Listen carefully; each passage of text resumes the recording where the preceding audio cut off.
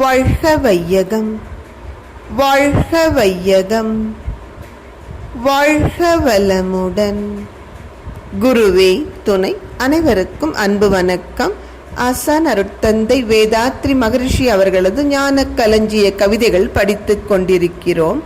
இன்று கவி எண் 221 கற்பனை பலம் என்பது தலைப்பு.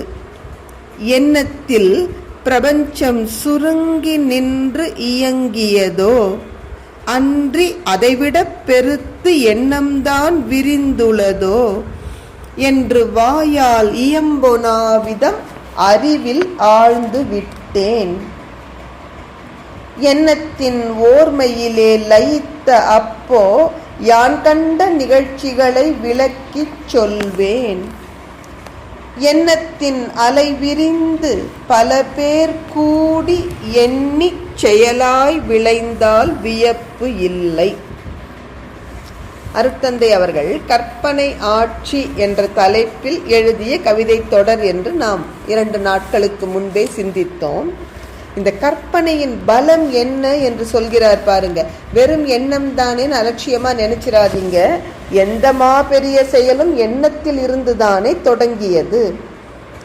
இப்போ என்னுடைய எண்ணம் தான் விரிந்து விரிந்து அந்த விரிவிற்குள் இந்த பிரபஞ்சமே சுருங்கி நின்று அடங்கிவிட்டதோ,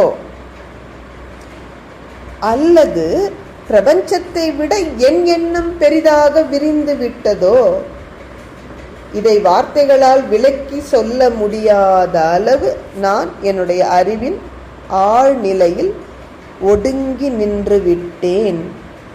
அப்படி எண்ணத்தின் ஓர்மையில் நான் லயித்த அந்த நொடிகளில் அகக்காட்சியாக என்னுடைய எண்ணம் விரிந்த நிகழ்ச்சிகளை நான் இப்பொழுது விளக்கி சொல்லப் போகிறேன். யார் கண்டது? இந்த ஒடுங்கி நிற்கும் எண்ணத்தின் அலை விரிந்து விரிந்து எதிர்காலத்தில் பல பேர்கள் கூடி எண்ணி, நான் இப்ப தனியா எண்ணுகிறேன், இந்த எண்ணம் பல பேர் மனதில் பிரதிபலித்து அவர்கள் அனைவரும் கூட்டாக சேர்ந்து எண்ணி இந்த எண்ணம் நாளைக்கு செயலாக விளைந்தாலும் அதில் வியப்பு ஒன்றும் இல்லை. ஏனெனில் கற்பனையின் பலம் என்ன என்பது எனக்கு நன்கு தெரியும் என்பது மறைமுகமாக அருட்தந்தை குறிப்பிடுகிறார்.